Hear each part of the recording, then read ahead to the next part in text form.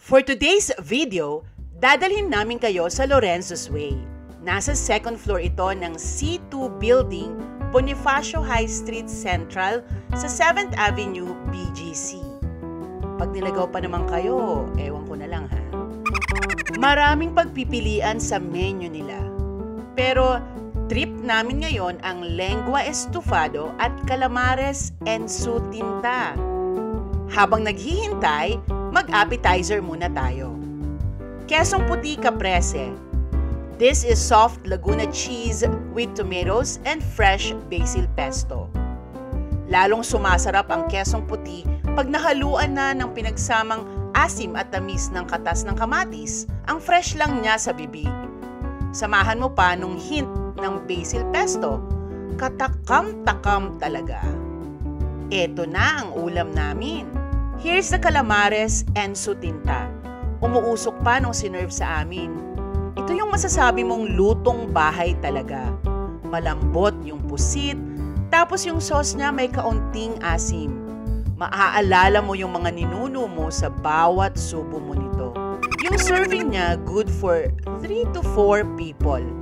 Yan kung may iba pa kayong order at walang masiba sa inyo.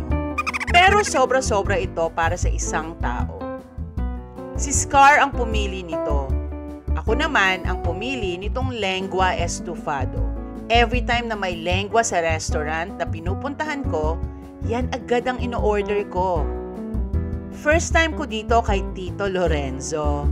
Husgahan na natin. Tignan natin kung mapapabilib niya ako. Nox, feeling gourmand yan. Gusto kong maiyak sa lambot ng dila na to. Sa ibang resto kasi, malambot din naman, pero ibang level ang lambot nito. Abot langit. Lorenzo's Way, beke naman. Scar lengua. Inalo ko si Scar ng lengua. Ayaw niya eh. Thank you, Lord. So matapos kumain, kwentong malupit si Madam.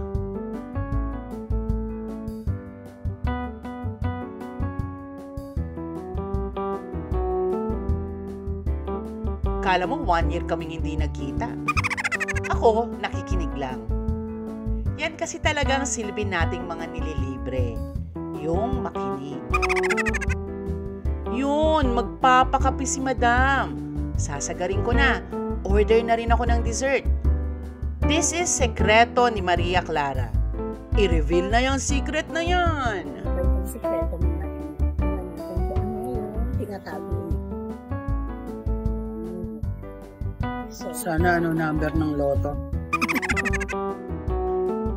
So basically, it's suman with ripe na mangga covered with vanilla ice cream. Naka-bite size yung suman niya. Ang sarap pala pag may kasama siyang ice cream. Parang upgraded version ng mango sticky rice ng mga Thai resto. Pero iba pa rin talagang gawang Pinoy. Pistado ng sikreto mo, Maria!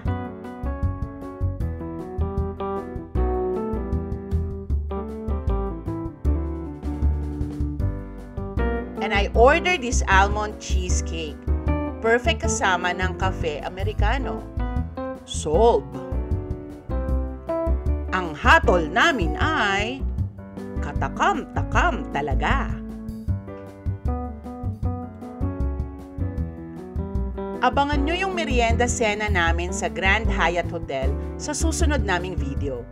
I-click mo na yung subscribe button at samahan kami sa next food trip namin. Paki-like na din po itong video na to. Hanggang sa muli!